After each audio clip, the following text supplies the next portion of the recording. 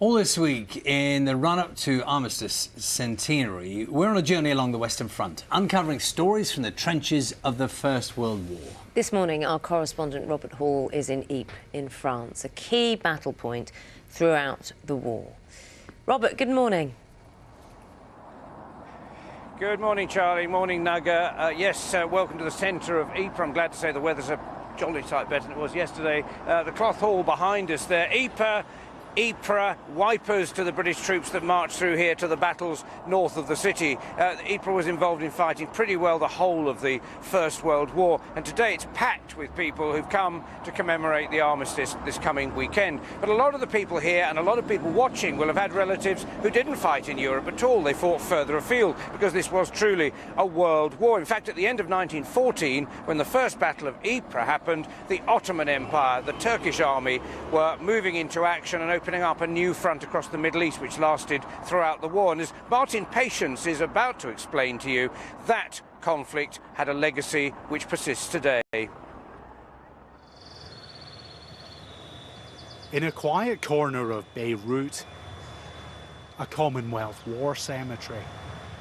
Testimony to the bitter fighting between the Allies and the Ottoman Empire, which joined the war on Germany's side in 1914.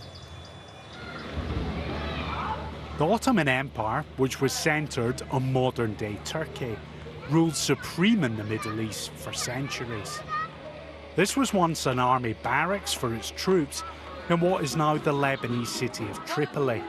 And for the people living here today, the consequences of the First World War are still being felt.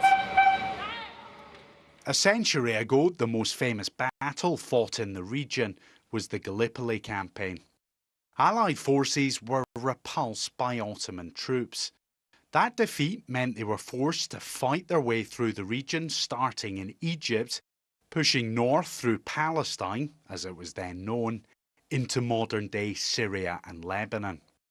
Lawrence of Arabia famously rallied Arab Bedouin forces to attack Ottoman supply lines, including blowing up railways.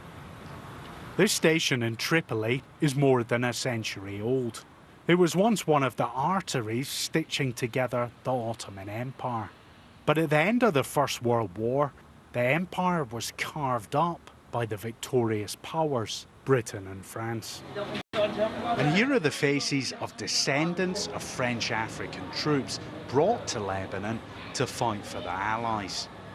They now live in a rundown area called Hosh al-Abid, meaning the house of slaves.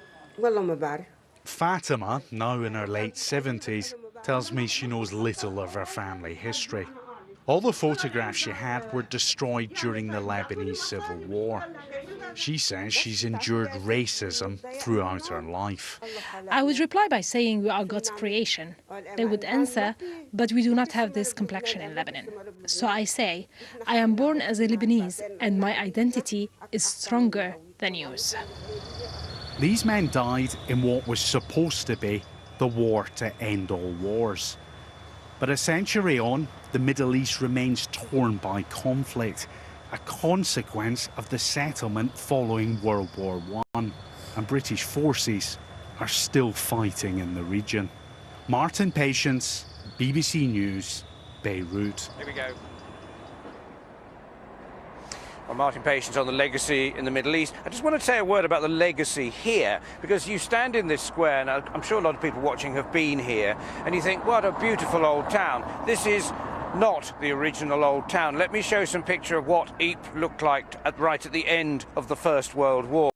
It was completely destroyed. It was surrounded by German forces for much of the war, and they could shell it at their leisure. And so at the end of the war, Ypres town called in people, produced the original plans, and they rebuilt the city, the centre of the city, the old city, from scratch. And to look at it today, and it is like a film set, if you like, because it has been recreated very beautifully, and it looks exactly as it did just before the First World War. Yes, Robert, I mean, we were looking at those images as exactly as you described. It's extraordinary seeing how it was and how it is now.